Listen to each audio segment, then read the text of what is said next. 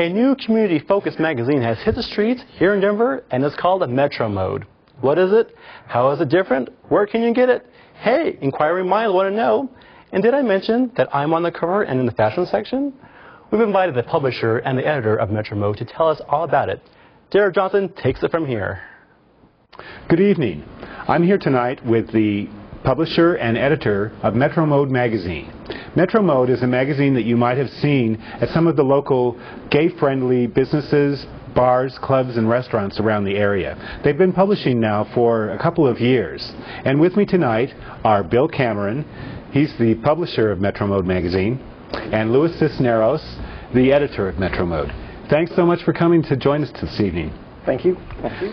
I just wanted to ask you a few questions to get started. Tell me a little bit, Bill, what is MetroMode magazine? Well, MetroMode is a GLBT publication that we're trying to also kind of cross over a little bit into mainstream. It's just for everybody. It's kind of a fashion magazine for Colorado and Denver specific. And when did you start publishing? Oh, our first issue was in January of 2005, and then I had to wait a few months. We brought it back in September, and that was our second issue, and we've been publishing ever since. So, who are the principals involved in MetroMode? Well, there's myself, and then there's Louis Cisneros, who is the editor, and then we have Jason Gilmore, who is our art director, and then we have a host of other people like freelance writers, photographers, and our distribution drivers, which is very key for us as well. So. Louis, what's the demographic target audience for this magazine? Well, I think the title probably says that quite a bit. It's urban. It's focused on the city, although ultimately we intend to move out beyond Denver. And our demographic, again, is mostly GLBT, but not absolutely.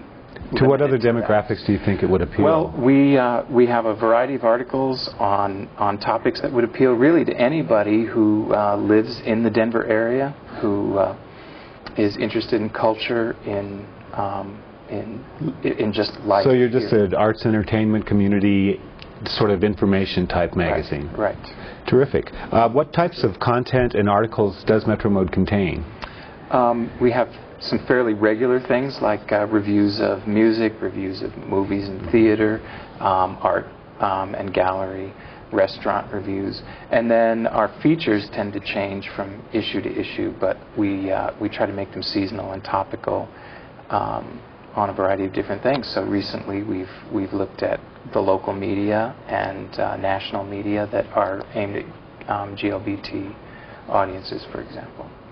I did want to mention that the most recent issue that's currently on the newsstands features our very own Stephen Montez from ColoradoOUtspoken. He's on the cover and also in a fashion spread inside the magazine.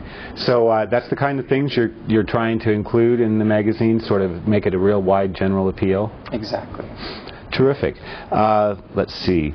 Can you give me some examples of recent features that you have covered, some of the happenings going on here in the community that you have covered for the magazine? Oh, sure. We've been real fortunate in some of them. Back in April, we had Josh Novak, who was a local indie rocker in town. I believe he has 2 CDs out, and we were fortunate enough to sit down and talk to him on a section we call On the Spot. It's our interview section. And then we've also talked to people like Romaine Patterson, she used to be a barista at the Diedrich's Coffee House on 9th and Downing, but now is a talk show host on Sirius Radio. So we got to sit down and talk with her in this current issue. Terrific. What kinds of standard stuff are in each issue? Some sort of recurring type of columns that people can expect to find. Lewis, do you know anything about what those? I had mentioned a number of them that we, for example, we try to review 2 or 3 books, 2 or 3 CDs with each issue, and those are short takes. We look at movies and theater and gallery and restaurant things, and an auto. And we've also opened up to what we call M Club, or it's MetroMode out on the town.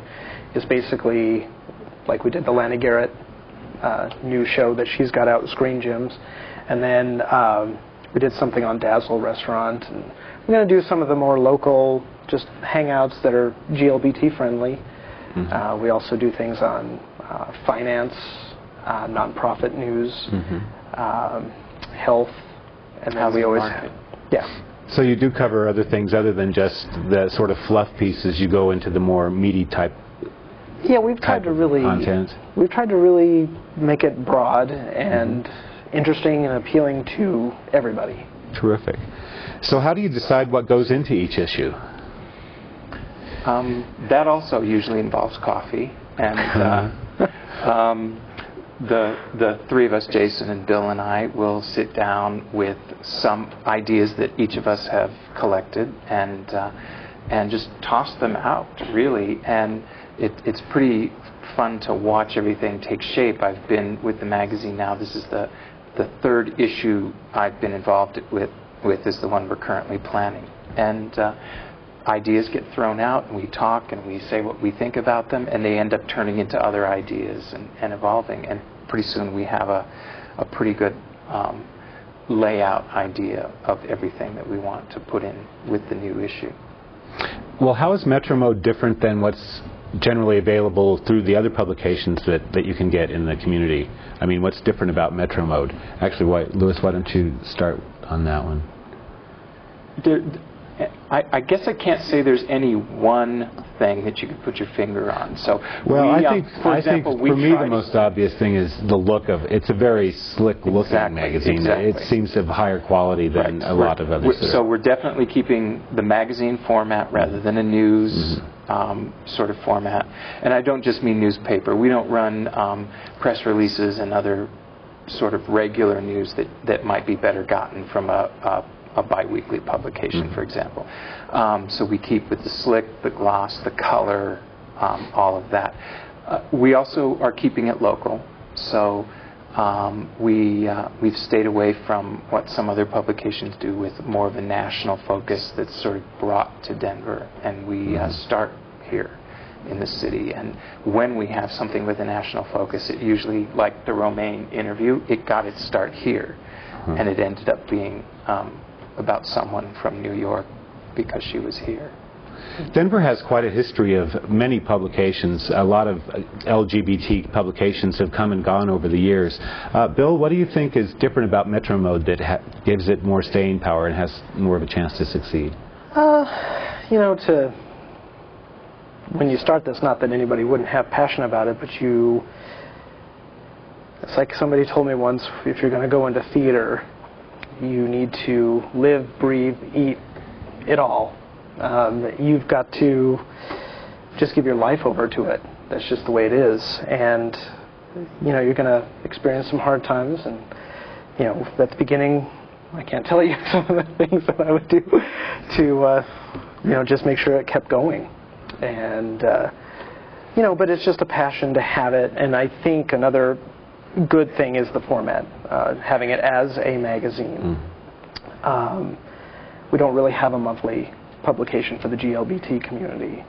Well, let's talk a little bit about that. Do you think that GLBT-specific publications are important, and why? I do. I think it's a good way that we can keep our issues out there in front of people, and rather than keeping it just GLBT focuses, as far as, like, not every article or column is going to have something gay-specific in it. So where we have that mainstream appeal, so we can get out there and show other people that are not GLBT that we can, we're just the same. Has the general acceptance of GLBT people in general changed GLBT media? Or do you really have any, do you have a history with that? Do you I have a history. I've been in publishing now for about 6 years. And I've seen it change a little bit. It always fluctuates, but there's kind of a good give and take. If you want to go as specific, there's just as many straight companies as there are gay companies that advertise in here. And I've seen many people down in Denver picking it up, reading it. I don't know whether they're GLBT or not, but they seem to enjoy it. How is MetroMode available? How do people find it? Well, we currently have about 250 locations throughout the Denver metro area. We do go slightly up into Boulder. It's for free wherever you can find it. We do certainly all the gay and lesbian bars, many coffee houses, bookstores, restaurants. If someone doesn't want to get out and pick it up on a regular basis, you do offer a subscription, though, I understand. Oh, yeah. We and we've had a couple people, especially from Pride Fest. We had people from Grand Junction come down. They've taken out subscriptions because they want to receive it up there, and that's kind of what that's really for. So the magazine is just funded through advertisements? Yes. What issues face GLBT-focused media with respect to attracting advertisers?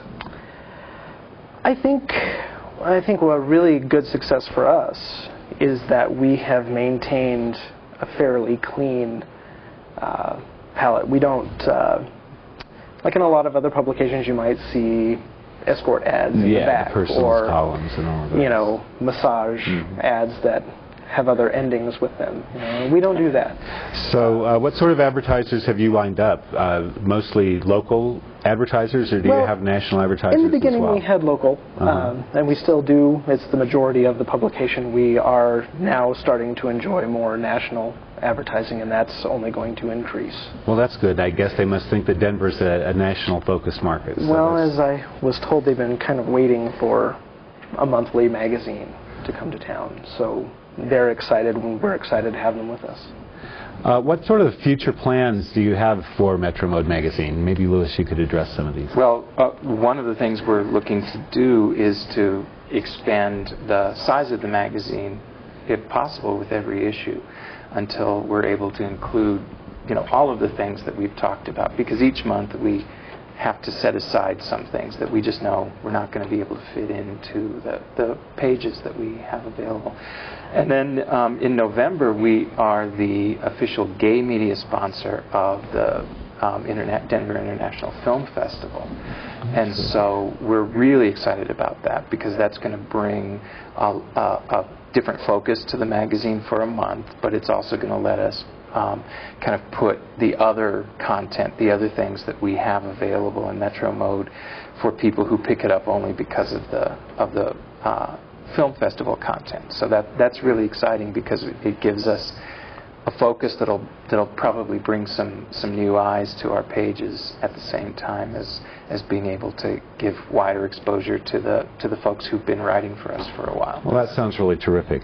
We want to thank you so much for coming and telling us a bit about your magazine, and we'd like to wish you the best of luck. Thank you so much for being here with us this evening. Thanks for having us.